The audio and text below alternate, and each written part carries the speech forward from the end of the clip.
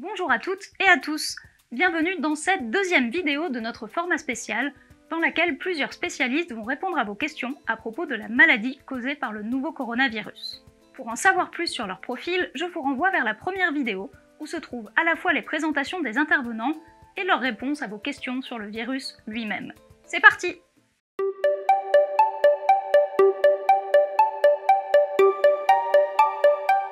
Pour l'instant, tous les tests de dépistage mis en œuvre contre ce coronavirus fonctionnent sur le même principe, à savoir la détection du génome viral.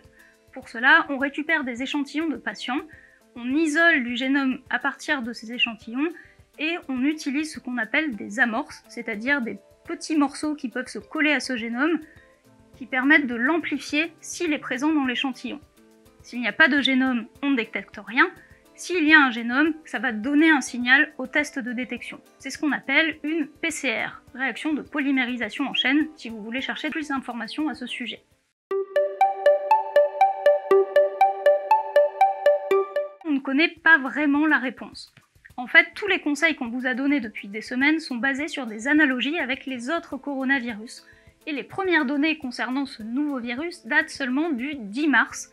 En l'occurrence, elles confirment quand même ce à quoi on s'attendait, à savoir que ce virus tient mieux dans un contexte froid et humide, et que sa longévité dépend du type de surface. Il est en l'occurrence plus résistant sur de l'acier et du plastique que sur du cuivre ou du carton. Au maximum, il tient entre 3 et 4 jours sur les surfaces, mais sa quantité diminue très rapidement au fil du temps. Si vous pouvez, désinfectez les surfaces potentiellement contaminées autour de vous, mais ne vous méfiez pas pendant 15 jours si quelqu'un a toussé sur une poignée de porte. Le savon et le gel hydroalcoolique sont tous les deux efficaces contre les coronavirus pour exactement la même raison. En fait, ces virus sont entourés par ce qu'on appelle une enveloppe, qui est une couche de gras, qui peut être déstabilisée par le savon et par le gel hydroalcoolique. La différence, c'est que quand vous vous lavez les mains au savon, vous les rincez, alors que quand vous vous les lavez au gel hydroalcoolique, les virus sont détruits, mais ils restent sur vous. C'est une très bonne question. On sait que ce coronavirus, avant d'arriver à l'homme, était un virus de chauve-souris qui a infecté un autre mammifère intermédiaire qu'on n'a pas encore identifié, même si certains scientifiques pensent que ce pourrait être le pangolin. Il y a donc clairement un lien entre ce virus et d'autres mammifères que l'homme. Ceci dit, les génomes des virus qui infectent ces différents animaux ne sont pas strictement identiques. Pour l'instant, on a détecté du coronavirus de ce type-là sur un chien, mais rien ne prouve que le virus se multipliait chez cet animal.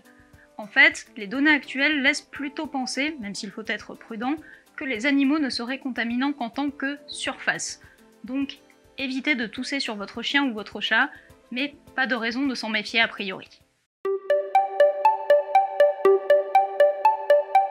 Il y a peu d'études qui ont été conduites chez les femmes enceintes et elles n'ont été conduites que sur des très petits effectifs. Aujourd'hui, il est difficile de conclure sur des formes plus sévères chez les femmes enceintes ou un risque de transmission de la mère à l'enfant.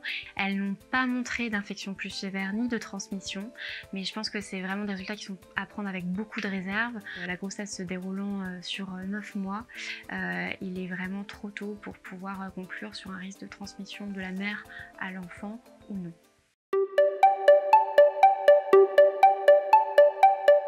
Prenons l'exemple d'un autre coronavirus, le MERS. Il provient d'Arabie Saoudite, un pays très chaud, et ça ne l'a pas empêché de survivre. Du coup, difficile de dire ce qu'il va se passer pour ce nouveau coronavirus. En effet, en Afrique, on a moins de cas, mais c'est pas uniquement lié à la chaleur, c'est aussi lié au fait qu'on ne fait pas assez de dépistage en Afrique.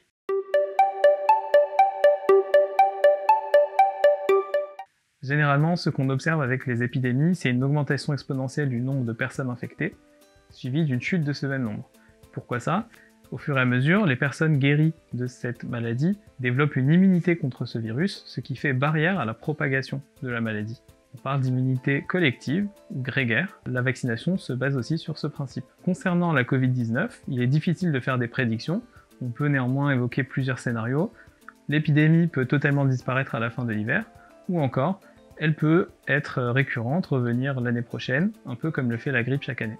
Merci d'avoir regardé cette vidéo. On espère qu'elle vous a intéressé et qu'elle vous aura permis de mieux comprendre cette nouvelle maladie. Pour en savoir plus sur le virus lui-même, vous pouvez aller voir le premier épisode de ce format spécial, si vous ne l'avez pas déjà fait. Plus généralement, comme la situation change tous les jours, n'hésitez pas à regarder directement les recommandations officielles pour savoir où on en est, et s'il vous reste des questions, vous pouvez les poser dans les commentaires. Enfin, si vous voulez plus de science dans votre YouTube, abonnez-vous à la chaîne!